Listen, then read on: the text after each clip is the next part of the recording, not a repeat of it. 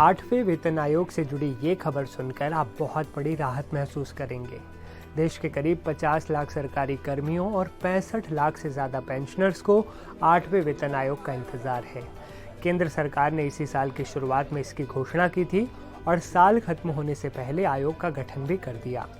7वें वेतन आयोग का 10 साल का कार्यकाल 2025 में पूरा हो रहा है और कहा यह जा रहा है कि 1 जनवरी 2026 से 8वें वेतन आयोग का सैलरी स्ट्रक्चर कैलकुलेट होगा।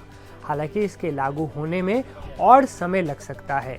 आयोग केंद्र सरकार को अपनी सिफारिशें देगा, जिन पर विचार करने के बाद सरकारी कर्मियों और पेंशनर्स को इसका फायदा मिलेगा।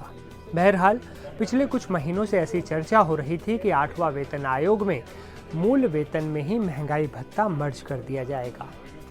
वहीं दूसरी ओर लाखों पेंशनर्स और पेंशनर्स जो संघ हैं, उन्हें चिंता थी कि उनके पेंशन के लिए भी यही लागू होगा, यानी मूल पेंशन में ही डीआर यानी महंगाई राहत मर्ज कर दिया जाएगा।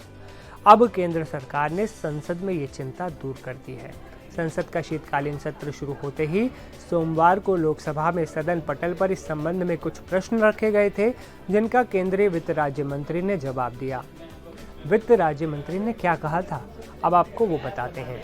केंद्रीय वित्त राज्य मंत्री पंकज चौधरी ने लोकसभा में 8वें वेतन आयोग से जुड़े कई सवालों के जवाब दिए, जिनमें मूल पेंशन और डीआर से जुड़ा सवाल भी था। उन्होंने स्पष्ट किया कि पेंशनर्स के लिए बेसिक सैलरी में डीआर यानी महंगाई राहत को मर्ज किए जाने का कोई प्रावधान नहीं है। कंफ्यूज होने की ज़रूरत नहीं है। यानी जिस तरह सरकारी कर्मियों के लिए मूल वेतन में महंगाई भत्ता मर्ज नहीं किया जाएगा, उसी तरह पेंशनर्स के लिए भी बेसिक में महंगाई भत्ता मर्ज नहीं होगा। ये उन्होंने बहुत बड़ा अपडेट दिया, जो बहुत बड़ी राहत की खबर है पेंशन वालों के लिए। लोकसभा में केंद्रीय मंत्री के लिखित जवाब ने आधिकारिक तौर पर यह साफ कर दिया कि केंद्र सरकारी कर्मियों और पेंशनर्स के लिए डीए और डीआर खत्म नहीं करने वाला है।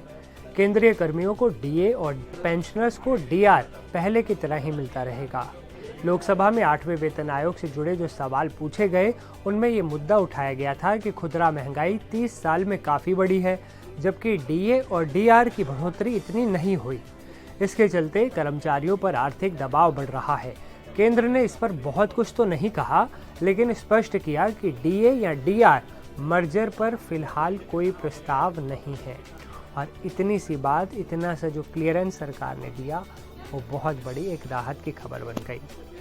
केंद्र सरकार बढ़ती महंगाई को देखते हुए केंद्रीय कर्मचारियों के लिए महंगाई भत्ता तय करती है। महंगाई के असर को देखते हुए हर 6 महीने में डीए की दरें AICPI IW इंडेक्स के आधार पर रिवाइज की जाती हैं। पेंशनर्स के लिए डीआर यानी महंगाई राहत तय करने का भी यही फॉर्मूला होता है। डीए और डीआर की दरें बराबर होती हैं।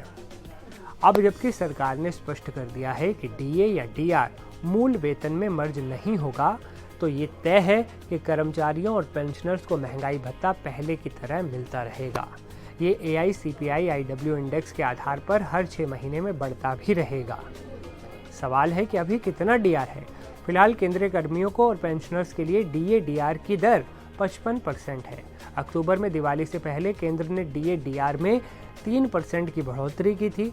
बता दें कि केंद्रीय कर्मियों के वेतन में डीए जुड़ा होता है, जबकि पेंशनर्स की पेंशन में डीआर जुड़ा होता है। केंद्र सरकार ने इसी साल की शुरुआत में 8वें वेतन आयोग की घोषणा की थी।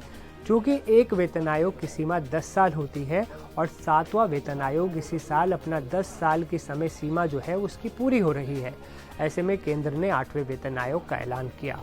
वहीं पिछले दिनों इसका गठन भी कर दिया गया। प्रोसेस तेज़ी से चल रहा है और एक राहत की खबर और ये है कि अगर इसके लागू होने में थोड़ी देर भी होती है, तो भी खबर ये है कि पेंशनर्स को और जो सैलरीड लोग हैं उनको बढ़कर पैसा मिलेगा। यानी 1 जनवरी 2026 से ही इसे लागू माना जाएगा और इसका जो पैसा इकट्ठा होगा वो बाद में मिलेगा।